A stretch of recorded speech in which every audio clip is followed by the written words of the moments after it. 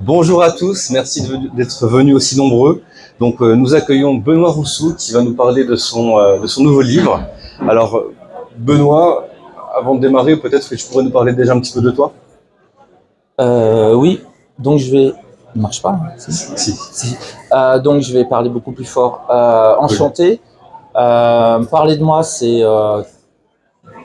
toujours très particulier. Ça fait 26 ans que je traite sur les marchés. Ça n'a pas été du tout mon métier principal. J'ai fait de l'informatique, j'ai été professeur d'histoire-géographie pendant 12-13 ans. Je suis passionné.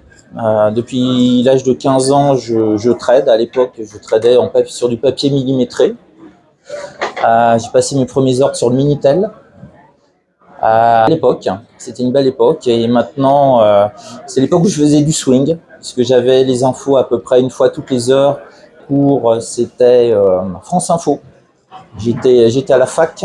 J'avais un petit écouteur discret, j'écoutais France Info et j'avais André Gaillard avec sa voix absolument incroyable. Il nous disait Alcatel à plus de 52, Capgemini plus 322. Et de temps en temps, j'avais mon action qui avait bien monté et là, je quittais l'amphi en courant. À l'époque, j'étais jeune, je courais vite. J'avais 25 kilos de moins et j'allais foncer à la poste qui était à côté de l'université, donc de 500 mètres, pour passer mon ordre. Et ça, c'était le trading le plus rapide que je pouvais faire. Après, ils ont inventé des téléphones portables, des choses comme ça.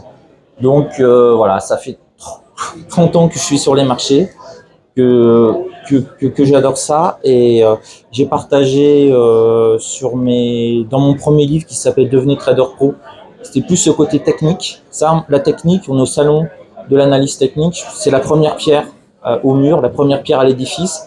C'est réussir à trouver pour vous, un système qui semble bien fonctionner. Je dis bien pour vous. Il faut que vous fassiez du sur-mesure. Vous allez avoir plein de choses ici. On va vous parler, je sais pas, des vagues de bidules, des moyennes mobiles, de trucs. Moi, j'utilise plutôt les points pivots, etc. C'est des infos que vous glanez. Mais vous ne devez jamais reproduire ce qui marche pour quelqu'un. Ce qui marche pour quelqu'un ne marchera pas pour vous. Il faut vraiment faire du sur-mesure. Vous pouvez vous en inspirer. Moi, j'ai des étudiants, j'ai créé une école de trading l'année dernière. J'ai des étudiants, certains sont meilleurs que moi. Ils ont développé des techniques, je ne comprends pas. Ils peuvent m'expliquer pendant 40 heures pourquoi ils ont pris position là. C'est leur truc à eux. Ils le voient comme ça. Ça leur paraît évident. Moi, ça ne me saute pas aux yeux. Voilà, tout comme moi, je vais vous parler des points pivots, puis des fois, je vais peut-être un peu m'énerver, mais en disant, mais attendez, vous voyez pas, là, c'est évident, c'est le support mensuel, etc., etc. Donc, vraiment, essayez de faire du sur-mesure. C'est pour ça que dans mon école et dans ce livre-là, j'interviens beaucoup sur la psychologie. J'essaye de vous expliquer que vous êtes unique et que vous prenez 50 personnes, vous lui montrez le même graphique, j'en ai 30 qui vont me dire ça monte, j'en ai 10 qui vont me dire ça baisse, et j'en ai 10 qui vont dire c'est un range. Le même graphique. Donc, on voit des choses totalement différentes. Et ça, c'est une des grandes découvertes. Tu m'as dit que j'ai un peu de temps, je vais en profiter. Oui, oui, ouais, je t'en prie. c'est une grande découverte des sciences psychologiques ces dernières années. C'est que la réalité s'arrête là, à ce qu'on peut toucher. Après, c'est l'interprétation de notre cerveau. C'est pour ça que quand vous avez un policier qui a un accident de voiture, il interroge tous les témoins. Et moi, j'ai des amis dans la police et ils me disent c'est dingue, il y a un accident, il y a une voiture qui en percute une autre. On interroge les gens. Et il y a des gens qui nous disent bah, c'est à cause de la voiture A. Et les autres nous disent bah, c'est à cause de la voiture B. Ils ont vu la même chose, seulement leur interprétation a été extrêmement différente. Réfléchissez à ça, on a des biais. On a des biais. Il y a par exemple un biais qui est le biais de dépossession, qui touche beaucoup de traders. Moi, j'ai lu le biais de dépossession. C'est aussi pour ça que je trade les indices et plus les actions. Dans les années 2000, j'ai fait les années 2000, hein, en plein boom des actions technologiques, ça se rappelle un peu les cryptos maintenant, j'étais sur Alcatel. Je faisais que du Alcatel. J'aimais Alcatel. Je lisais les bilans, je me renseignais sur leurs produits qui sortaient. J'étais un geek Alcatel, comme je suis un geek Apple. Voilà, j'achète surtout pas des actions Apple. J'aime tellement leurs produits que je peux pas imaginer que l'action baisse. Même si j'ai tous les signaux qui me disent technique, baisse, il y a des choses qui vont pas, comme j'aime cette action, comme j'ai mis de l'énergie à la comprendre, j'ai un affect qui va... Voilà, c'est comme vous avez vos enfants, généralement vous les aimez. Bah, quand vous allez voir le professeur, il vous dit votre gamin il fout rien, ça vous fait pas plaisir. Alors, si tu me permets une question, comment du coup lutter contre les biais? Alors déjà, il faut les connaître. Il faut connaître les biais, c'est la première chose. Et dans ce livre-là, j'ai à peu près, je sais pas, un tiers du livre qui parle des biais, mais les conséquences que ça peut avoir dans le trading. Vous avez l'effet de halo, l'effet râteau, enfin vous avez tout un tas de biais, et je vais pas trop rentrer dedans puisque j'ai... Achetez le livre. Non, pas du tout. C'est que j'ai une conférence d'1 heure où je vais en parler. Donc du coup, si vous revenez de 17h à 18h, on en parlera énormément. Là, je sors d'une conférence, on a parlé des fake news. Ma conclusion, c'était ouais, effectivement, il y a des fake news. Mais le plus grand créateur de fake news, c'est nous-mêmes vis-à-vis de nous-mêmes. Il y a des choses qu'on ne veut pas voir. Vous êtes en position, le marché descend, vous ne voulez pas le voir, vous allez voir la moindre petite bougie verte qui repart, et c'est tout de suite, mais oui, ça va repartir et ça va monter au ciel. Et pourtant, ça fait 3 heures que ça dégueule. Que ça vient d'exploser un support super important qui avait rebondi il y a 15 jours. Donc si on l'a défoncé, c'est que c'est pas un bon signe. Et non, ça va quand même rebondir. Parce que vous êtes pris par votre psychologie. Vous n'arrivez plus à voir le réel. Il y a une chose qui est super importante, et après je te laisse poser d'autres questions. J'arrête parce que là je suis parti pour 4 heures. Tu sais, il y a Fidel Castro, et j'ai un micro, je parle pendant 6 heures non-stop, il n'y a aucun souci. Je pense que tout le monde se régale, donc ouais, c'est la passion. Le plus difficile pour moi dans le trading, c'est d'être dans le présent. C'est le plus gros effort que je dois faire. Et je le vois avec tous mes élèves. Beaucoup sont dans le passé.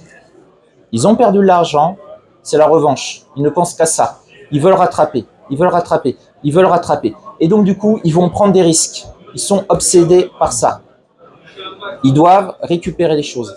J'essaie de leur faire comprendre qu'il faut faire le deuil de ça. Il y a des différentes méthodes pour faire le deuil. Ok, on a perdu de l'argent, ok. Faut pas voir ça forcément comme une perte, c'est peut-être le chemin nécessaire pour apprendre. Tous les bons traders que je connais, tous ils sont passés par le chaos. Je pense que c'est normal dans le chemin du trader. Ils sont passés par le chaos. Je connais aucun trader qui est arrivé à là et tranquillement a gagné énormément d'argent. À part le mec peut-être qui a mis au hasard sur une crypto au bon moment, qui a fermé les yeux, qui l'a rouvert et puis s'est dit oh tiens j'ai gagné tout ça, bah, je vais revendre. Il y en a. Il y a toujours des gens qui gagnent au loto aussi, hein, c'est tout à fait possible. Mais c'est sur des centaines de millions. Donc ne pensez pas au passé. Le passé est le passé. Et ça a une valeur. Moi je fais du scalping. Ça veut dire que dans la journée, de 15h30 à 17h, sur les marchés américains, je peux faire 10 à 50 opérations. C'est des opérations qui vont durer quelques secondes, 1 minute, 2 minutes, 3 minutes. J'essaye, et c'est très difficile, que chaque opération soit non influencée par la précédente. C'est super dur. Quand vous faites 3, 4, 5 opérations gagnantes, commencez à vous sentir bien. Quand vous commencez à vous sentir bien, c'est là que le danger arrive. C'est là où ça marche bien, j'ai tout compris au marché, c'est facile. Ah bah attends, je prenais un lot, je vais en prendre 2. Bah ouais, et là c'est la catastrophe. Pourquoi? Parce que vous n'êtes pas habitué à trader à 2 lots. C'est pas parce que vous roulez à 90 km/h sur une départementale sans aucun problème que d'un seul coup vous dites j'ai jamais d'accident, je roule super bien, ok.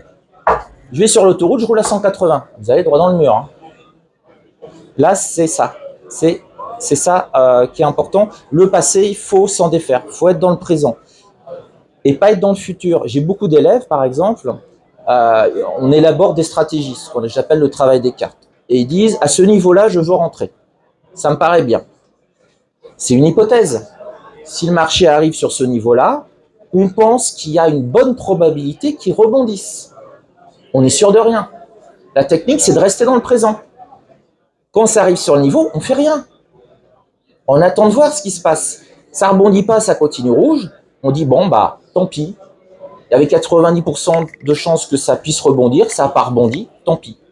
Que font 90% des élèves au début? Ils ont peur de manquer. Ils ont peur de louper. Ils anticipent. Ils ont décidé de l'acheter à 50. 50, c'est un bon prix. Ça descend. 75, 70, 65. On sent déjà qu'il y a de l'excitation. On ne veut pas louper le truc. Ça arrive à 55. Ça stagne un peu. Bam, ils prennent. Ça redescend à 50, le niveau qu'ils voulaient. Ils sont à moins 5. Ça rebondit, ça revient à 55. Comme s'ils ont mis pas mal de l'eau, ils ont sué. À 55, ils ferment leur position flat. Et qu'est-ce que ça génère, ça? Ils n'ont pas gagné d'argent, ça a cassé leur confiance en eux. Leur analyse était bonne. À 50, ça s'est mis à rebondir. Ils ont anticipé. Et ça, c'est quoi l'anticipation? C'est le futur. C'est pour ça que si j'ai vraiment un bon conseil, je pense, à vous donner en trading, ce qui s'est passé avant n'existe plus. En bien ou en mal. Je vais vous donner une image choc. Attention, asseyez-vous. Certains ne peuvent pas, il y a beaucoup de monde, merci d'être là. Pensez à François Bayrou. Pourquoi vous rigolez? C'est pas très sexy peut-être. Pensez à François Bayrou. Pourquoi? Centriste. Si vous êtes trop à gauche ou trop à droite dans votre trading, il ne faut pas trader.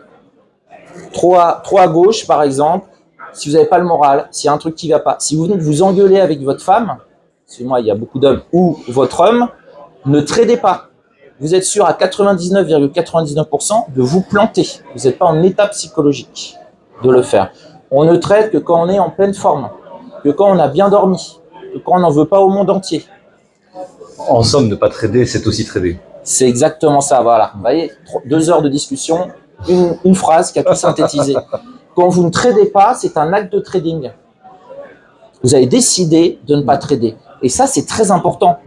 Parce que souvent, le marché, on ressent une domination du marché. Le marché s'emballe. Et quand le marché s'emballe, qu'est-ce que je vois? Je vois de l'excitation sur les forums, dans les réseaux sociaux. Tout le monde s'enflamme. C'est justement au moment, il ne faut jamais s'enflammer. Il faut toujours être maître de soi. Il y a une chance qui est fabuleuse et qu'on n'utilise pas, c'est vous pouvez décider quand vous rentrez sur le marché. Ce n'est pas le marché qui doit vous faire décider. Ça, vous comprenez tous, vous avez tous vécu. Ça ne bouge pas d'un seul coup, poum, ça se met à monter. Une mèche. Oh putain, ça monte. Je suis. Eh ben, j'achète tout en haut de la mèche et ça redescend. C'est arrivé à combien de personnes ici? Levez les mains. Levez les mains. Bon, non, baissez les mains. Levez la main la personne à qui ça n'est pas arrivé, s'il y en a. Oh, Brigitte, ça t'est jamais arrivé? Tu fais pas plein d'autres bêtises sauf celle-là. Voilà. Donc, voilà, faut toujours essayer d'être. C'est nous qui décidons. On est en guerre. Hein. C'est la guerre quelque part que l'on fait. C'est la position. Vous décidez où vous allez dresser votre embuscade. C'est pas le marché qui doit vous dire.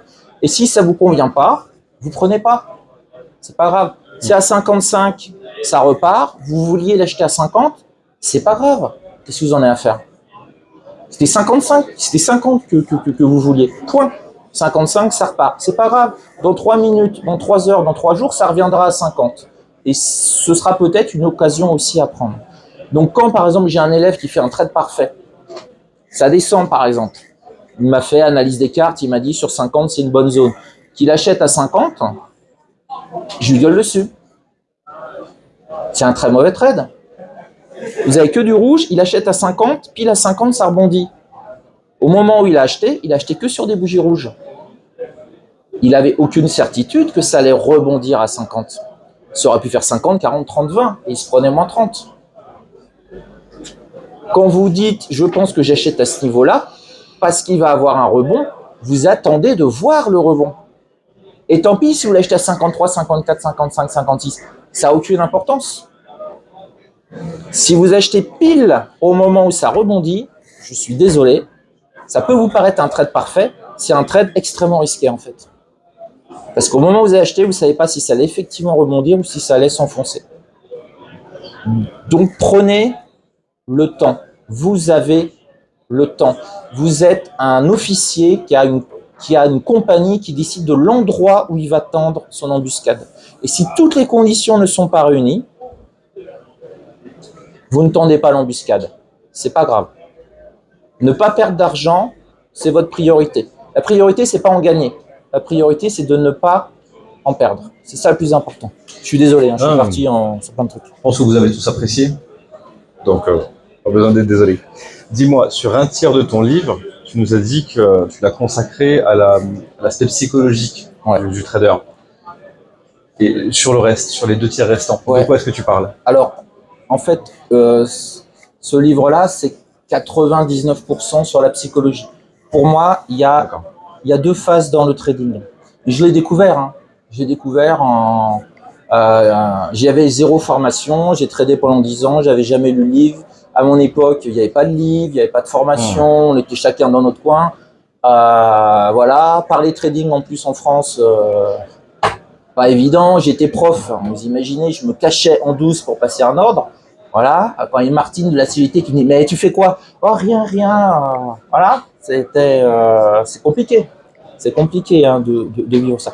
Donc, la première étape, c'est la technique. Et là, c'est un livre qui est vraiment orienté à 99% sur la psychologie. Je prends les principaux biais, j'essaie de les analyser. Et en fait, ce qui m'a donné envie d'écrire le livre, c'est que j'ai lancé l'année dernière une école de trading. Pourquoi j'ai lancé une école de trading? Alors, il y avait la demande. Ça faisait 10 ans qu'on me disait « Tu peux pas me former, tu peux pas me former ». Et ça faisait 10 ans que je disais non.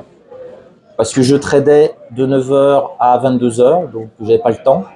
Et puis, j'ai arrêté de trader le DAX. Donc, tous les matins, j'ai plus rien. Mes journées de trading commencent à 15h30, ouverture des marchés américains, jusqu'à 17h à peu près. Je trade plus qu'1 heure et demie. Ça a été très dur. Pourquoi j'ai arrêté de trader le DAX alors que j'avais l'effet de dépossession, ça faisait 10 ans que je tradais le DAX, je l'aimais et tout, parce que c'était plus le même. Tu as changé, mon amour, tu as changé. C'était plus du tout le même, il est devenu très lent. Donc moi, j'ai besoin de nervosité, j'ai besoin en scalping. Il est devenu très lent, il est devenu un CAC 40. Donc il m'a fallu quand même, ça faisait 2-3 ans que je le voyais, que ça rebondissait moins. Quand il va sur un support, il fait 5-6 points, puis il s'arrête. Et puis mes positions, de les garder quelques secondes, j'ai gardé quelques minutes, et puis c'était plus compliqué. Donc j'ai dû faire un deuil qui était très difficile pour moi, de me dire, je ne trade plus le DAX. Il a changé, je sais plus le trader, ça me convient plus. Et je me suis retrouvé avec de 8h à 15h30 à pas savoir quoi faire, à tourner en rond, à me ronger les ongles pour pas prendre des ordres et tout ça. Donc j'ai créé l'école de trading qui m'occupe pas mal. Donc matin école et l'après-midi je trade l'indice qui est le plus nerveux, qui est le Nasdaq. Maintenant je fais plus que du Nasdaq. Un tout petit peu de Dow Jones de temps en temps, mais ça va être 1% des trades et encore pas plus. D'accord. Et ton école de trading, elle est basée où? Est-ce que tu as des cours online également? Alors, l'école, je fais une formation de 26 semaines. C'est online. Alors, pourquoi 26 semaines? Parce que je suis un ancien prof. Enfin, j'ai toujours enseigné depuis de 22 jusqu'à maintenant. J'ai toujours enseigné. J'ai enseigné à des PDG du CAC 40 et tout, quoi. J'ai fait des trucs quand même assez sympas. J'ai enseigné à des gamins de Seine-Saint-Denis. Donc, j'ai enseigné à des enseignants pour qu'ils apprennent à enseigner. Donc, c'était assez intéressant. Et donc, pourquoi 26 semaines? Alors, je sais, ça paraît long. Il y a des formations qui durent 3 jours et qui se coûtent 2 fois plus cher que la mienne. Mais tout simplement, pour apprendre quelque chose, il faut du temps. Je sais qu'on n'est pas du tout dans une civilisation, on veut tout de suite. Donne-moi la méthode miracle, en 48 heures, je gagnerai de l'argent sur le marché. Non. Il faut 3 semaines pour que notre cerveau commence à accepter un changement. Et il faut 3 mois minimum pour que ce changement devienne une habitude. C'est pour ça que quand vous arrêtez de fumer, le plus dur, c'est les 3 premières semaines. Et si vous passez le cap des 3 mois, vous avez des chances d'arrêter de fumer définitivement. Moi, mes régimes, grande problématique personnelle, durent généralement moins de 3 semaines. J'arrive pas à passer le cap. Voilà. Mais c'est peut-être aussi qu'il y ait quelque chose de nécessaire pour moi. Pourquoi? J'ai par exemple un élève là dans mon école, il a fait 11 semaines depuis le début de l'année, 11 semaines vertes. Il a réussi à respecter ses règles, sa discipline, c'est la chose la plus dure. La 12e semaine, il a pété complètement en live. Il n'a plus rien respecté. Il m'a dit, je faisais le contraire de ce que je pensais. Je me dis, là, il faut acheter, je me mettais à vendre et tout ça. Quelqu'un qui a pris beaucoup de recul dessus, il a compris ça. Pourquoi? Parce que ces 11 semaines ont été une tension énorme pour lui. Respecter ses règles, c'est quelque chose qui est hyper dur. C'est le plus dur. Pour moi, c'est la chose la plus difficile dans le trading. Je fais mes règles de trading. Mes règles de trading, elles sont faites par moi, pour moi. Et c'est cette chose-là que je n'arrive pas à respecter. Vous avez des règles de la société. La société vous dit arrêtez-vous au feu rouge. Vous le faites. Mettez votre ceinture de sécurité. Vous le faites, je l'espère. Bon. Ne violez pas la voisine, même si elle est jolie. Vous le faites. Ça, j'espère que vous le faites. Vous avez les règles de la société. C'est dehors. C'est dehors. Les règles de la société, on les respecte. Vous avez vos propres règles que vous pouvez vous rajouter. Ça peut être vos règles religieuses. Si vous êtes croyant, vous allez rajouter des règles supplémentaires.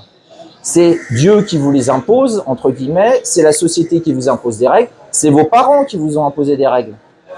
Dis bonjour à la dame, traverse sur le passage clouté, brosse-toi les dents. Ce sont des règles qui vous sont fixées. Et ces règles-là, généralement, à moins d'être un zadiste, rebelle, etc., on les respecte. Parce qu'on veut vivre en société, entre gens à peu près de bonne intelligence, même si le voisin qui met sa musique à fond, ça nous emmerde quand même pas mal. Mais s'il n'est pas trop con, on va le voir et ça pourrait s'arranger. Sinon, vous passez sur la deuxième étape, appelez la police. Si ça ne marche pas, bon, après, c'est plus compliqué. Vous le tuez ou vous déménagez. Voilà, il y a un choix à faire entre les deux. OK?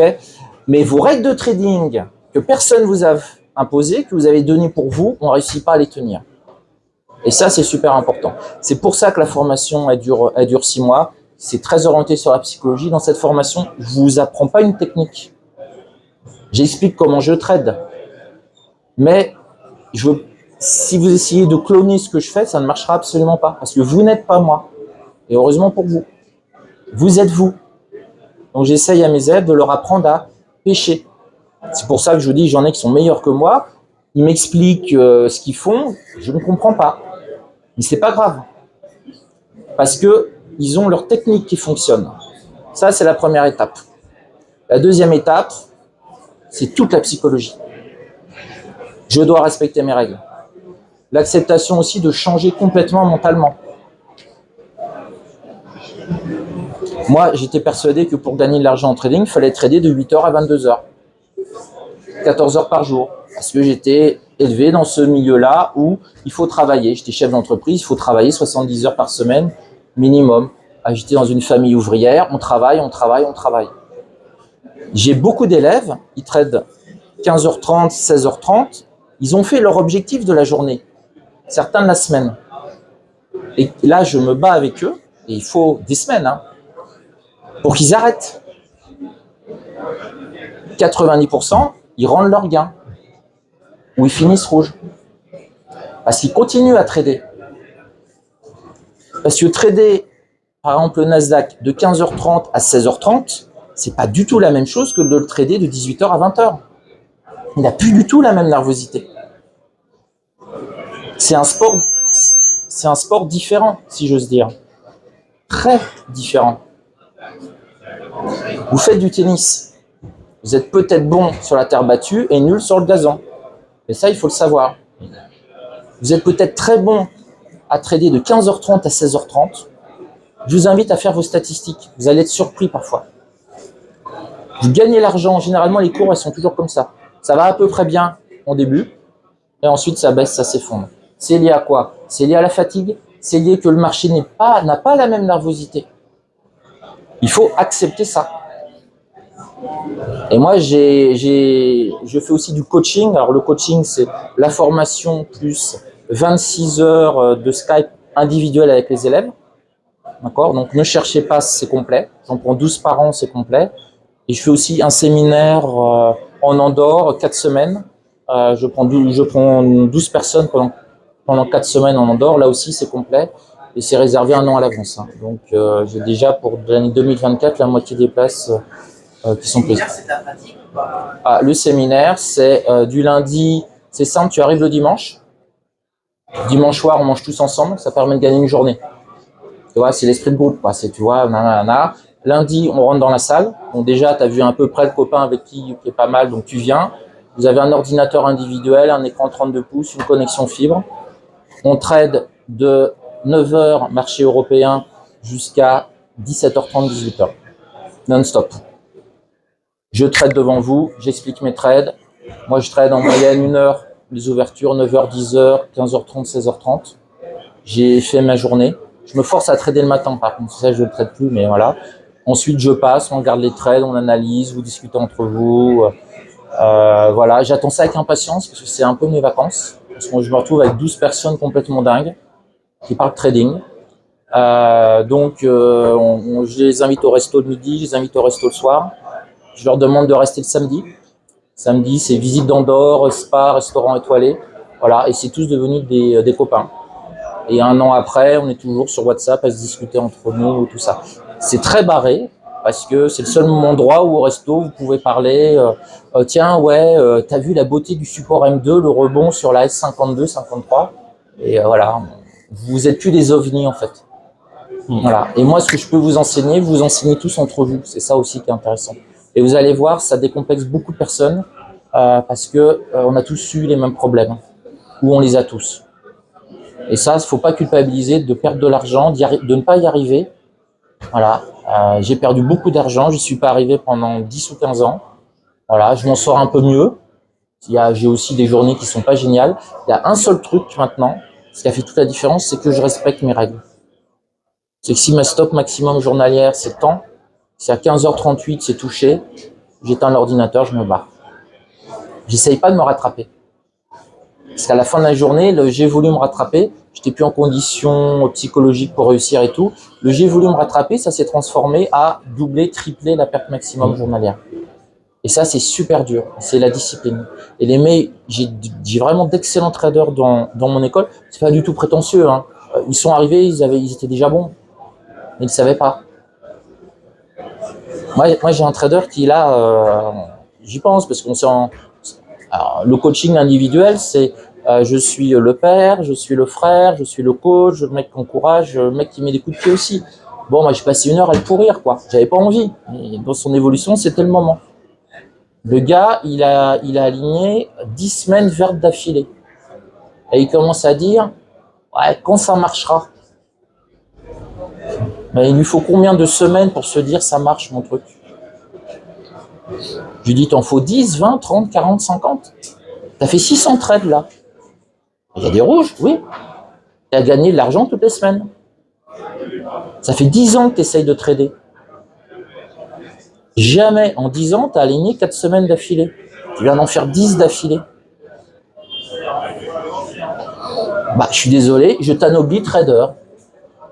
C'est bon, mon gars.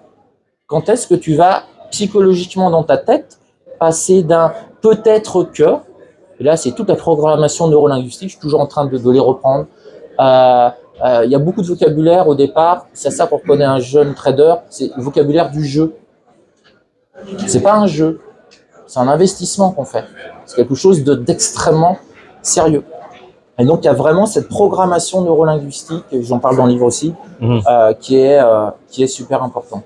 Il faut se faire violence. Il faut se faire violence. Et la violence dans le trading, c'est respecter ces putains de règles. Déjà, vous réussissez à faire ça, c'est bon. Et pourquoi il y a une énorme différence pour tout le monde entre la démo, ça marche bien, et le réel, et boum, je me prends une claque monumentale. J'ai connu aucun trader qui est passé de la démo au réel. Oh bah c'est pareil. Alors tous me disent ouais mais moi c'est pas, ouais, moi c'est différent. Attends, les autres c'est des nazes, moi c'est différent. Moi le démo, le réel, je vais gérer la pression. T'en fais pas. Moi j'étais commando de marine. Hein. Ah, j'ai un ancien commando de marine. Il y a pas de souci, je sais gérer la pression. Là, je veux bien savoir qu'il sait gérer la pression, le mec. Hein. Il m'a raconté 2-3 trucs. Voilà, c'est Netflix sont en dessous de la réalité quand même. Hein. Bah, il s'est craché comme tout le monde, hein. En beauté.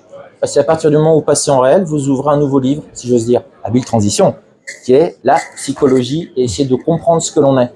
Et ça, c'est super dur. Et ça, je vais être très violent. Et c'est la beauté du trading, parce que vous êtes venu dans le trading pour gagner de l'argent comme tout le monde. Et en fait, vous comprenez, même si vous avez une bonne technique, même si votre bonne technique elle marche en démo, qu'il y a un truc qui ne va pas. Ça ne marche pas aussi bien. Bah, c'est vos affects, c'est vos biais, c'est vos émotions, c'est vos peurs. Et tout ça, ça se travaille. Et le trading, actuellement, je pourrais ne pas trader pour vivre. J'ai accumulé par le trading, mais pas que. J'ai fait des entreprises, j'ai fait de l'immobilier. J'ai accumulé assez d'argent pour ne plus travailler jusqu'à 140 ans. J'ai 48 ans. Je pense pas vivre 100 ans de plus. Santé fragile en plus, légèrement obèse, mon espérance de vie d'un homme 83 ans, obèse 78 ans, aucun sport 73 ans. Tendance à des AVC dans la famille et crise cardiaque 68 ans, il me reste 20 ans quoi, grosso modo. Pourquoi et vous allez dire, pourquoi il se fait chier à faire une école, pourquoi il se fait chier à continuer à trader s'il a autant d'argent? Parce que c'est une passion. Demain, j'ai 1 milliard sur mon compte, je me lève, je trade. Alors justement, tu as une telle passion. Excuse-moi, le temps. Non, mais ça va, vous avez encore un peu de temps, vous aussi? Pardon, 40 minutes, ouais. Excuse-moi. Donc je te disais que tu as une telle passion quand on t'écoute en parler. Est-ce que tu peux... Quel métier pourrais-tu imaginer faire dans une autre vie, hein, finalement? Parce que je ne te vois pas faire autre chose, personnellement. Bah, prof. Ouais. Non, honnêtement, le métier que je préfère, c'est prof. C'est prof. Ah ouais. Enseigner. Enseigner. Apprendre. Ouais, quand j'ai... Non, pas apprendre. Enfin, faire apprendre. Pas faire apprendre. Voir d'un seul coup, dans la pupille de quelqu'un, une petite lumière. D'accord. Elle a compris un truc. Voir mes élèves là en école de trading qui m'envoient le relevé, qui disent « Putain, t'as vu, la journée était facile. » Je regarde, putain, il a gagné 10 fois plus que moi. Je regarde. Il me dit « Ouais, il était facile ce trade. C'est comme t'as dit, toi, t'achètes là, tu vends là. » Je fais « Ouais, ok. » Alors, ouais, non, mais t'as raison. Il a pris 50 points, j'en ai pris 8. Parce que moi, j'ai eu peur. Lui, il n'a pas eu peur. Et ça m'aide aussi à progresser. Mais ouais, l'enseignement. D'ailleurs, je travaillais dans l'informatique dans le groupe Renault quand j'étais jeune, très jeune, à 22 ans. Je voyais le PDG toutes les semaines, donc là, c'était pas mal quand même. Et un beau poste. J'ai démissionné pour gagner 3 fois moins, pour me retrouver prof en collège en Seine-Saint-Denis volontaire. D'accord. Et comme on dit à l'époque, j'ai kiffé ma race grave. Donc, j'ai toujours fait des trucs qui me plaisaient. Donc, si c'était à revivre, entre trading et enseigner, ce sera enseigner. D'accord. Et je suis passé en trading parce que l'enseignement, ça payait pas assez. Oui, forcément. Alors, dis-moi, ces collégiens avec qui tu as kiffé grave, est-ce que tu as tenté de leur parler de la bourse, de leur expliquer? Alors, j'ai eu des collégiens et des lycéens. Alors, donner une anecdote qui est je pense, qui résume bien la France, que j'ai quitté d'ailleurs, pas que pour des raisons fiscales, ça n'a pas été du tout ma première priorité, mais pour des raisons d'atmosphère. Quand j'ai vu, je suis quelqu'un qui peut brûler mes vaisseaux et partir, changer complètement de vie. C'est ce que j'ai fait. J'avais un beau poste de cadre chez le groupe Renault. Du jour au lendemain, j'ai dit ciao les gars. Je vais enseigner en Seine-Saint-Denis. Ils m'ont dit, mais t'es complètement con. Ouais, mais je fais ce qui me plaît. Donc, ouais, c'est tout. Et du jour au lendemain, en salle d'épreuve, j'ai dit, ciao les gars, je me barre, je vais trader. Ils dit, mais t'es complètement con, t'as l'emploi, t'as la sécurité à vie, il y a tout qui va bien. Tu peux calculer ta retraite. Hein. J'avais des collègues à 26 ans qui calculaient leur retraite. Bon, j'ai dit, tant pis, je me barre. Et puis peut-être que là, j'ai peut-être un projet, peut-être que là, c'est la dernière fois que vous me voyez, parce que dans 2 ans, pour mes 50 ans, je vais peut-être changer totalement de vie. Je me dis pourquoi pas, ce sera le moment, 50 ans, je sais pas, je vais peut-être aller vendre des gaufres au bord de la plage, mais je sais pas, je sais que je ferai un truc nouveau. Sans regret. Non, mais pas de regret, faut pas eu sans regret. J'ai oublié complètement ta question. Oui, par rapport aux jeunes, oui. Donc j'étais avec une classe en seconde. J'ai essayé, histoire, géographie, éducation civique, hein, c'était ça mes fonctions. J'ai voulu leur faire initier à la bourse. C'est-à-dire, pourquoi prendre 4-5 valeurs, c'est un objectif pédagogique. Le gamin, il allait prendre Apple parce qu'il aime Apple. Et c'était une occasion de parler des entreprises, du fonctionnement des entreprises, de essayer de les intéresser à l'actualité économique. Donc, ils ont pris 4-5 valeurs, et puis une fois par semaine, on notait les cours. Voilà. Et à la fin, le gars disait, ah ben pourquoi l'action elle a baissé? Bon, bah, qu'est-ce que tu as vu sur Apple? Ah bah oui, j'ai vu le dernier iPhone, ils n'arrivent pas à le produire, y a des grèves en Chine. Professeur d'histoire-géographie, ah oui, la Chine, alors, où sont produits notre informatique? Et ben, on est parti sur la Chine, le développement, etc. C'était génial. J'ai eu la CGT qui m'est tombée sur le cul, j'ai eu la moitié des parents d'élèves, j'étais un professeur libéral, c'était insupportable, mais qu'est-ce que je faisais? Voilà. Je pense qu'on aurait Donc tous... je crois que vous avez compris un peu l'idée. Et ça, je suis désolé de vous le dire, vous êtes en France, je pense, pour une partie. On doit avoir quelques Belges et Suisses quand même qui viennent généralement. Mais vous avez cette pesanteur-là. Ouais. L'ennemi, c'est la finance. Vous devez vous cacher pour la plupart de trader. Vous dites jamais combien vous gagnez. Il y a une pression. Quand un Français gagne un euro-million, interview, première chose, je vais faire don à des associations et à donner plein d'argent à ma famille. Et le mec, il culpabilise. Prenez un Américain qui gagne pas euro million, mais USA millions. Qu'est-ce que vous allez faire votre argent? Oh bah putain, je vais ouvrir un hedge fund, je vais m'acheter 5 McDo. Voilà. C'est pas la même notion à l'argent. Et ça, je vous le dis aussi dans le livre, vous devez énormément bosser sur votre rapport à l'argent. Moi, je me flinguais en permanence. Quand je gagnais 1 000 $, j'arrêtais. Parce que dans mes représentations, 1 000 $, c'était énorme. Fils d'ouvrier, j'étais ouvrier agricole quand j'avais 14-15 ans, je faisais les marchés, je gagnais 800-900 euros. J'ai la valeur du travail. Je sais ce que c'est que se lever le matin à 5 heures du matin, rentrer chez soi à 22 heures. C'était ça quand j'étais prof en Seine-Saint-Denis. L'éducation nationale a le génie, tu habites là. J'habitais Sud-Essonne et ils m'ont nommé nord de la région parisienne. Donc pour ceux qui connaissent bien, l'intégralité du RERC, plus le RERB, qui est tombé à l'époque 1 fois sur 2 en panne, maintenant je pense que ça va être 2 fois sur 3, et retour. Donc parfois pour 1 heure de cours le samedi, de 8h à 9h, 5h du matin, cours en Seine-Saint-Denis de 9h à 10h, rentrer chez soi 15h, quoi. C'était assez bien géré en termes d'épuisement des enseignants, c'était super bien géré. Je ne sais pas du tout pourquoi je disais ça. C'était quoi la question? Je pense que ce qui nous a par manqué... rapport aux élèves, Voilà. oui, par rapport à la valeur de l'argent. Donc, il faut complètement, et ça c'est la psychologie, il faut péter ça. Il faut péter ça. L'argent vous pouvez gagner de l'argent. Goinfrez-vous. Goinfrez-vous. Mais putain, mais prenez-le. Vous êtes là pour quoi? Mais vous êtes là pour gagner de la thune.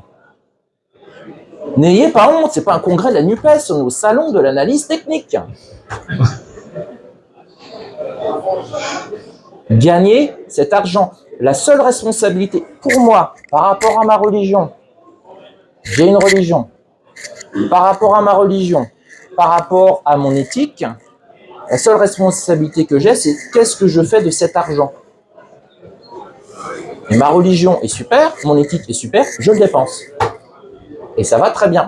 Parce que quand je vais dépenser l'argent que j'ai gagné en trading dans un restaurant, le restaurateur est content, le chef est content, ça a payé les cours de poney de la petite fille du cuisinier et tout ça. L'argent n'est pas un tabou. L'argent, c'est de la circulation. Mbappé, il gagne 6 millions d'euros. Bah, tant mieux. Il y a des cons qui lui font un chèque de 6 millions d'euros. Bah, attendez, il n'y a pas de souci. C'est génial.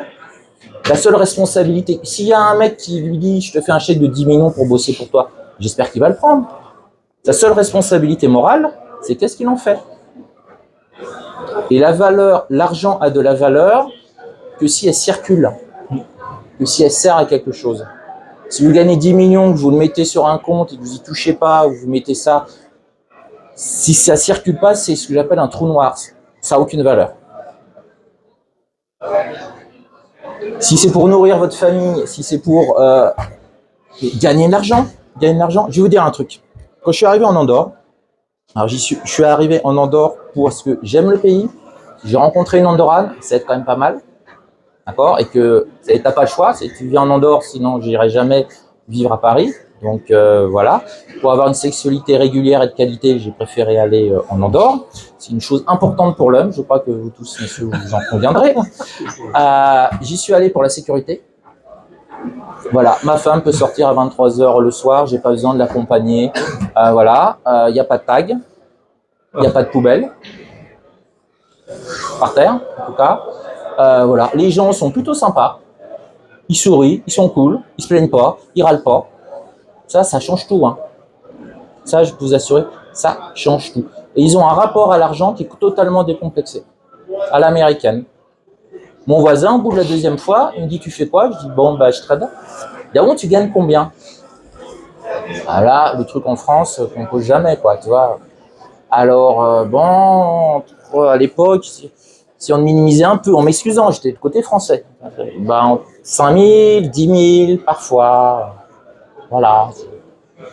Mes voisins, un an avant, quand j'habitais à Tours, on me posait la même question, certains m'ont plus jamais parlé, hein. J'étais le connard de riche. 5-10 000. Ils me regardent avec des grands yeux. Je dis, oh putain, ça y est, c'est reparti. Il me dit, mais comment tu fais pour vivre avec aussi peu?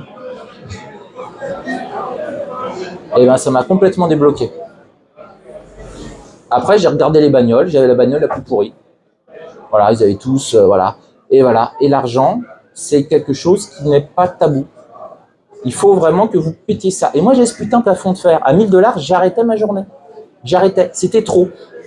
J'arrivais pas à le gérer. Alors, est-ce que c'était la religion catholique? Est-ce que c'était le parti communisme de mon père? Il faut suer à la sueur de son front. Vous remarquez qu'entre le communisme et la religion catholique, c'est la même chose, hein. Il faut en chier. Je suis d'accord avec toi là-bas. Ouais, je crois qu'il y en a beaucoup, ouais. Il faut en chier. Voilà. Ça, monsieur est un ancien secrétaire du Parti communiste français. Pas du tout. Catholique, en tout cas. Il a fui. Ah ben, il a fui. J'étais immunisé de l'enfance, d'accord. Bon, tout ça pour vous dire que ça, c'est des biais qu'on a. Ayez un rapport. C'est pas... Vous irez pas en enfer si vous gagnez de l'argent. Non. Vous irez en enfer si vous vous comportez mal. Vous irez en enfer si cet argent, vous l'utilisez pour des mauvaises choses, pour vous droguer, pour... voilà, ça peut-être. D'accord? Par contre, si vous gagnez de l'argent, vous nourrissez vos gamins, que votre enfant, putain, ça vaut quand même le coup de gagner de l'argent. Vous en gagnez pas, votre enfant, il va faire quoi? Il va aller à la fac d'Orléans. Alors vous pouvez peut-être lui payer le MIT. Pourquoi vous vous levez le matin? Pour vos enfants, ils aient une meilleure vie que vous. Voilà. Et donc, il y a un moment, il y a des choix à faire. L'argent, c'est bien. L'argent, c'est bien. L'argent, c'est bien. Je vais me faire défoncer la gueule en sortant peut-être, hein, par l'extrême gauche. Mais ouais, c'est bien. Ça crée de l'activité. Ça crée de l'énergie. Il faut que ça circule. Et en dehors, fiscalement, c'est très bien. Voilà, c'est aussi très bien. Mais je peux vous assurer que l'ensemble des pays du monde sont très bien par rapport à la France. Parce que la France est le pays le plus taxé au monde. Au monde. Au monde. Pour vous donner un ordre d'idée, je suis très transparent. En France, quand je gagnais 1 000 €, j'en laissais soit 600 € à l'État, il m'en restait à peu près 400 € dans la poche. L'entreprise, j'étais à la 45%. Certaines années, j'étais même à 55%. Il y a eu certaines années où le taux d'imposition était à 55%. Hein. C'était dans les années 2004, je crois. J'ai à un moment payé 70% de ce que je gagnais. Donc là, vous... Auto-entrepreneur, ouais. Donc là, auto-entrepreneur célibataire. Donc là, tu te dis, je me marie, je fais 4 gosses. Hein. Tu vois, c'est... voilà. Auto-entrepreneur célibataire, 3 fois puni. Jeune, entreprenant, boum, boum, et célibataire. La société veut que tu te maries, elle te récompense d'ailleurs. Tu te maries, tu as 2 enfants, un pavillon de banlieue et un labrador. Voilà. C'est ça qui m'a fait quitter l'éducation nationale. Ma vie était toute tracée. Je suis allé dans l'éducation nationale parce que j'avais un prof d'histoire géo qui avait été génial. Génial. En 3e, il m'a sauvé. Il m'a sauvé en troisième. Il s'est passé quoi? Mon père était ouvrier. Moi, j'étais un très bon élève. J'ai 18, 19, 20. Plutôt 18 de moyenne parce que je laissais un mec qui était au-dessus de moi, qui s'appelait Olivier Léchira, que je salue s'il voit un jour cette vidéo, qui avait toujours 19 ou 20 et qui sache que je le laissais gagner pour qu'il se fasse tabasser à ma place par les mauvais élèves au collège. C'est aussi déjà un état d'esprit. Le mec qui a 18, 19, 20, on le tabasse quand même dans les collèges. Hein. C'est pas on dit waouh, comment tu fais et tout ça. Hein. Non, non, c'est plutôt on le tabasse. Hein. En France, vous avez une grosse voiture, on vous la défonce au rond-point. Moi, je suis allé au Canada, il y a un mec qui est arrivé, qui est descendu avec une voiture. Je sais même pas ce que c'est ce truc-là. C'était les Lotus orange avec des portes qui font comme ça dans tous les sens. Bon, je crois que la voiture valait peut-être plus d'1 million de dollars. Quoi. Le mec, il arrive, il prend ça. Il y a 3 gamins qui sont précipités en courant et ils lui ont dit « Ouais, monsieur, tu fais quoi dans la vie? Je voudrais me payer la même voiture que toi. » Et le mec a pris 10 minutes pour dire bah, « Moi, je suis dans l'informatique, blablabla. » Et les gamins disent « Ouais, génial, ils ont écouté. » Bon, en France, ils se référaient à la bagnole. Hein. Ouais, c'est pas du tout le même état d'esprit. Voilà. Ça marche. Je pense qu'on peut conclure avec... Désolé pour le temps. Non, mais je t'en prie. Pour votre temps. Si vous avez des questions, voilà, bien sûr. Alors, tenez, je vous donne le micro. Voilà. Maintenant, la fiscalité, maintenant c'est passé à 33%. C'est pas plus intéressant de rester en France Alors, bon, je peux vous faire un petit conseil fiscal sur Andorre, hein, pourquoi pas. Alors déjà, première chose, si vous expatriez, il faut surtout pas que ce soit pour l'argent. Sinon, vous allez rentrer en France. Pourquoi? La France, c'est un super pays. Non, mais c'est un super pays. Le climat est génial. Moi, je suis parti parce que j'avais pas d'enfants, mais si par exemple j'ai eu 6 enfants, je serais resté en France. L'éducation, etc., etc. D'accord? Donc, faut jamais partir pour des raisons fiscales, parce que tous les gens que je connais qui sont partis pour des raisons fiscales, au bout d'1 an ou 2, ils sont revenus. C'est pas ça le plus important. Moi, je suis parti, je lui ai dit, ce que je m'étais fait, je suis comme ça, je suis quelqu'un qui prend des décisions comme ça. J'étais pas bien en France parce que j'ai certaines valeurs que je ne partage plus avec certainement la moitié d'entre vous. Je m'étais dit, si je vois que y a 50% des Français qui votent extrême gauche ou extrême droite, je me barre. Je pourrais pas supporter que mes impôts financent ça. Je pourrais pas me supporter qu'en me baladant dans la rue, un mec sur 2 que je croise, j'ai envie de le défoncer. Voilà, parce que je suis désolé, mais pour un mélenchoniste, j'ai envie de le défoncer. Et un mec du Front National, j'ai envie de le défoncer. Voilà, et je me sentais plus bien dans ce pays-là. Ça a été la principale raison.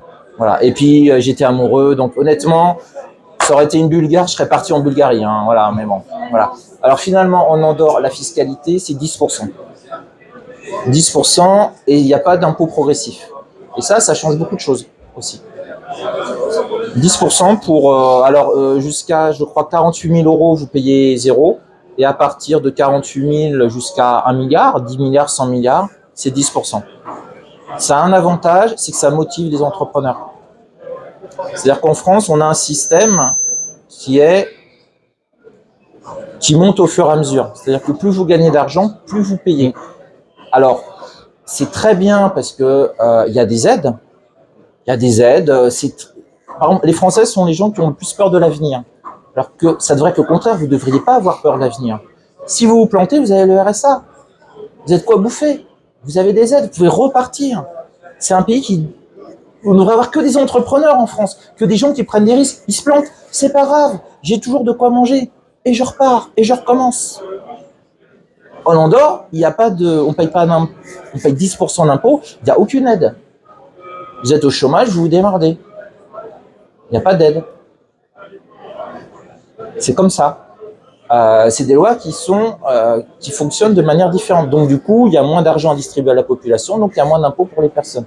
Ça a un avantage, c'est que c'est assez stimulant. C'est-à-dire que si vous gagnez 2000, vous avez envie d'en gagner 3000, mais si vous passez en France de 2000 à 3000, vous êtes en train de calculer que vous allez payer 20% d'impôts en plus et peut-être perdre telle aide. Donc, c'est toujours un calcul, en fait, en France. C'est toujours, des fois, vous gagnez 100 euros de plus et vous allez en perdre finalement 400 si vous allez sauter d'une tranche, etc. En Andorre, c'est 10. Voilà. Mais il n'y a pas que des avantages. Mais voilà, moi, ce que je cherchais, c'était la tranquillité, la sécurité. Et c'est ce que j'ai trouvé en Andorre. Par contre, ça ne convient pas à beaucoup de gens. C'est pas la vie parisienne, Andorre. Moi, je sors pas le soir, j'ai jamais eu envie de sortir le soir, je suis très bien chez moi.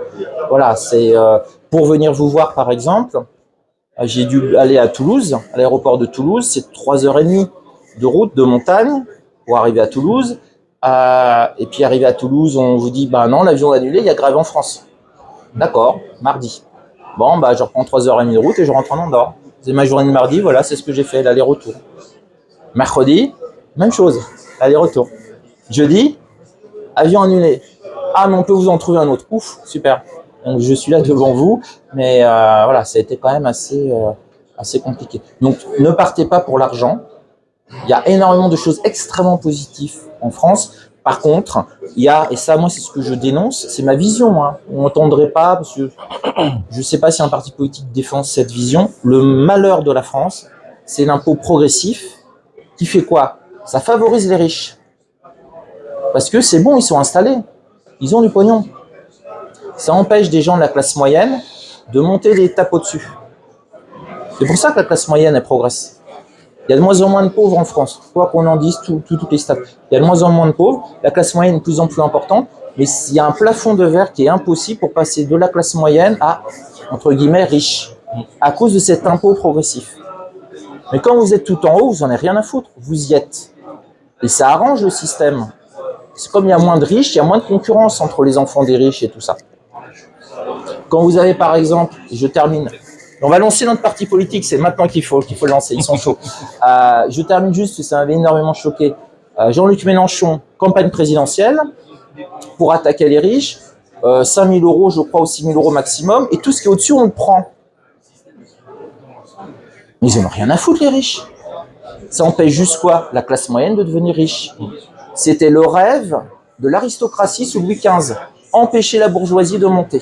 Et quand vous plafonnez comme ça les salaires, ça emmerde juste quoi? Des gens qui sont cadres sup et qui pourraient espérer gagner un petit peu plus. Donc la problématique de la France, c'est qu'il y a une grande aide. Vous ne pouvez pas tomber. Vous êtes soigné. Vous ratez vos études, vous aurez des aides, vous aurez le RSA, vous pourrez vous en sortir. Il n'y a personne qui crève de faim en France, il faut arrêter. J'étais volontaire au Secours Populaire, vous avez des difficultés, vous allez au Secours Populaire, on va vous donner à manger. Au Secours Catholique aussi. Et dans d'autres services religieux, non religieux ou quoi, il n'y a pas de souci. Vous n'allez pas crever de faim en France. N'ayez pas peur, vous avez cette chance-là. Le prix de tout ça, c'est qu'on casse les pattes et que vous ne pourrez pas monter. C'est pour ça que les meilleurs étudiants ont tendance à se barrer. C'est pour ça que les chefs d'entreprise, au départ, les plus dynamiques, les start-upers, ils ont tendance à partir. Pour se donner de la chance. Voilà. Est-ce que quelqu'un a une autre question? Non. J'ai saoulé tout le monde là. C'est bon. Alors, merci à tous d'avoir participé. Vous pouvez retrouver la vidéo, si elle vous a, enfin la vidéo de cette interview sur la chaîne Crash Market. Donc il y a des cartes de visite sur la table pour pouvoir scanner le QR code. Et sinon, voilà, je le mets juste ici. Donc merci à tous et puis on applaudit Benoît. Merci.